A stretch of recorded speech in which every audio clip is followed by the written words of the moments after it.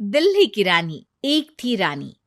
क्योंकि राजा की मौत एक हादसे में हो गई थी, रानी को ही राज्य संभालना पड़ रहा था। रानी का नाम था रानी रश्मिवती। रानी ईमानदार थी और प्रजा की सेवा में लगी रहती थी। एक दिन उसके दरबार में 3 नौजवान आए, रमेश, सुरेश और दिनेश। कहो, क्या सहायता कर सकती हूँ मैं तुम्हारी? हम आपके दरबार में काम करना चाहते हैं ताकि जनता की सेवा कर सके। लेकिन अभी तो तुम्हारी उम्र बहुत छोटी है। तुम लोगों को तो अभी अपनी पढ़ाई पर ध्यान देना चाहिए। हमारा मन पढ़ाई में नहीं लगता। माता पिता को लगता है कि हम किसी के लायक नहीं हैं और हम साबित करना चाहते हैं कि हम लायक हैं। उत्साह बहुत अच्छा है, मगर अभी उम्र कच्ची है तुम लोगों की। अरे उम्र से क्या होता है रानी जी? शास्त्रों में लिखा है कभी किसी के ज्ञान को उसकी उम्र के आधार पर नहीं देखना चाहिए। बात तो सही है तुम्हारी। और अगर सच में तुम अगर ये संकल्प करके आए हो कि तुमको यहाँ काम करना है, तो पहले परीक्षा देनी पड़ेगी। 3 परीक्षा, एक शारीरिक परीक्षा, एक बुद्धि की परीक्षा और एक देशभक्ति की परीक्षा। और ये क्या है? वो मंत्री महोदय तुम्हें समझा देंगे। हमारे पास समय नहीं है। अगर तुम लोग तैयार हो तो बताओ। हाँ हाँ, हम तैयार है किसी भी परीक्षा के लिए।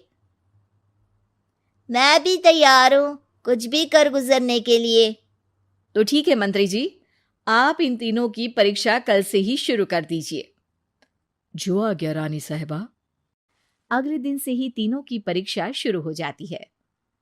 पहले शारीरिक परीक्षा, यानी किस में कितना है दम, ये देखेंगे हम। क्योंकि शरीर में दम होगा तभी तो प्रजा की सेवा में दम लगा पाओगे। हमें क्या करना होगा? वो पेड़ दिख रहा है, जो सबसे पहले चढ़ेगा उस पे दरबार में नौकरी पाने के अवसर उसी के बढ़ जाएंगे। मैं चढ़ता हूँ। अरे रुको रुको, गिनती गिनने दो। 1, 2, 3।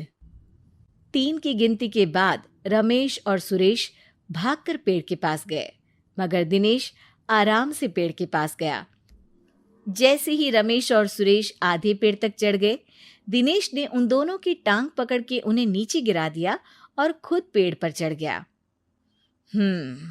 दिनेश की जीत हुई। अरे लेकिन इसने बेईमानी की। बेईमानी नहीं की, बुद्धि लगाई। शरीर के दम के साथ दिमाग में भी दम होना चाहिए। क्यों मंत्री जी? हाँ हाँ, बात तो तुम्हारी सही है, लेकिन बात अगर बुद्धि की है तो बुद्धि की असली परीक्षा हम कल लेंगे। शाम को जाकर मंत्री रानी को सब बता देते हैं। यानी दिनेश उन सब में ज्यादा होशियार है। जी रानी साहिबा। अगले दिन तीनों की बौद्धिक परीक्षा का समय होता है। आज हमें क्या करना है मंत्री जी? थोड़ा सब्र करो, कल जल्दबाजी में ही हारे थे तुम। सही कह रहे हैं मंत्री जी। अरे तू क्यों ज्यादा बोल रहा है? तू भी तो हारा था ना कल। ए दिनेश, ज्यादा होशियार मत बन। अरे अरे अरे, लड़ो मत। आज की परीक्षा पर ध्यान दो। आज की बौद्धिक परीक्षा में ये कुछ बोरे हैं, कुछ में नमक है और कुछ में रुई। जिसको जो ले जाना है उठा लो। देखते हैं कि कौन जल्दी से कोई भी एक बोरा नदी के उस पार लेकर जाता है। समय शुरू होता है अब। तीनों बोरों की तरफ बढ़ते हैं। सुरेश, नमक की बोरी भारी है, ले जाने में मुश्किल होगी। हाँ हाँ, सही कह रहा है, रुई हल्की है, हम दोनों रुई लेकर चलते हैं। अरे भाई, मैं तो नमक लेकर जाऊंगा। रमेश और सुरेश ये सोचकर हंसते हैं कि आज तो दिनेश हार ही जाएगा। दौड़ शुरू होती है। 1, 2, 3। तीनों नदी की तरफ भागते हैं। रुई में वजन कम होने के कारण रमेश और सुरेश आगे निकल जाते हैं और दिनेश थोड़ा पीछे। पर जैसे ही वो सब नदी में जाते हैं, दिनेश की बोरी का नमक गलने लगता है और वजन कम हो जाता है, जबकि रमेश और सुरेश की रुई में पानी भर जाता है और बोरी का वजन बढ़ जाता है। अरे ये इतनी भारी क्यों हो गई रमेश? अरे मुझे क्या पता, शायद जादुई बोरी है। अरे लगता है कि हम बेवकूफ बन गए। बने नहीं हो, तुम हो ही बेवकूफ। इतना तो पता होना चाहिए कि पानी में नमक गल जाएगा। दिनेश का पूरा नमक गल जाता है और बोरी खाली हो जाती है। वो जल्दी से रेस पूरी कर लेता है। इस परीक्षा के विजेता भी दिनेश ही है। उसने दिमाग लगाकर दिखा दिया कि वो बौद्धिक परीक्षा में भी रमेश और सुरेश से आगे है। अब कल तुम्हारी देशभक्ति की परीक्षा होगी, जो स्वयं रानी मां लेंगी। रात को फिर मंत्री रानी के पास जाकर बता देते हैं कि आज की परीक्षा में कैसे दिनेश ने अक्लमंदी दिखाई और बौद्धिक परीक्षा में भी उसी की जीत हुई। अरे वाह, दिनेश तो हमारे बहुत काम आ सकता है। हम उत्साहित हैं कल की परीक्षा के लिए। वो तो ठीक है रानी साहिबा, लेकिन हमने सुना है कि पड़ोसी राज्य का राजा आकाशदीप हमारे राज्य की सीमा में घुसपैठ कर रहा है। ये तो चिंता की बात है। हमें जल्द ही कुछ करना चाहिए। अगले दिन रमेश, सुरेश और दिनेश अपनी आखिरी देशभक्ति की परीक्षा के लिए दरबार में आते हैं। प्रणाम रानी साहिबा। नमस्कार रानी जी। प्रणाम रानी माँ। हमने तुम्हारी परीक्षा पर गौर किया। दिनेश आगे हैं। हम तुम तीनों में से किसी दो को ही दरबार में काम दे सकते हैं। किसी एक को आज जाना होगा। तो देशभक्ति की परीक्षा के लिए तैयार हो? पूरी तरह से। मैं तीनों से एक ही सवाल करूंगी। जिसका जवाब सबसे सही लगेगा उसे तो नौकरी मिल ही जाएगी।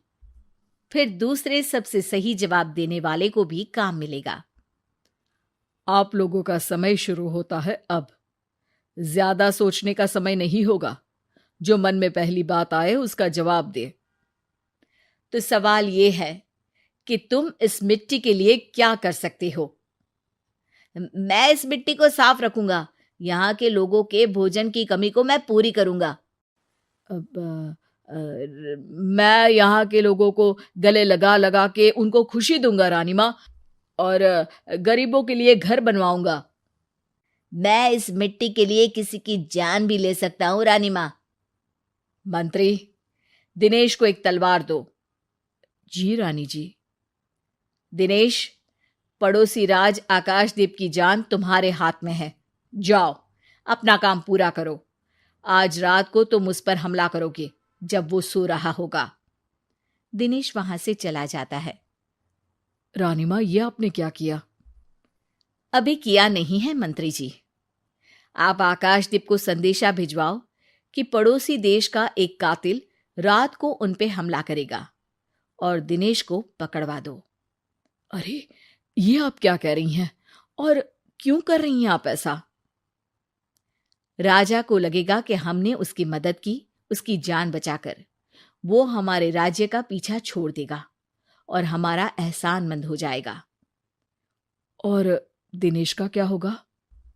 इस राज्य को दिनेश जैसे शातिर और लड़ाकू लोगों से ज्यादा जरूरत है, ऐसे लोगों की जो लोगों को खाना खिलाने की और खुश करने की बात करे। और ये गुण सुरेश और रमेश में है। इन्हें नौकरी दे दो। दिनेश बहुत चतुराई से नौकरी हड़पना चाहता था, जिसके लिए उसने रमेश और सुरेश जैसे दोस्तों का भी नुकसान किया। पर रानी ज्यादा चतुर निकली। उसने एक तीर से दो निशाने लगाए। दिनेश जैसे खूंखार युवक को राज्य से बाहर करवा दिया और पड़ोसी राजा आकाशदीप को अपना एहसानमंद कर लिया। पूरा दरबार रानी की जय जयकार कर रहा था।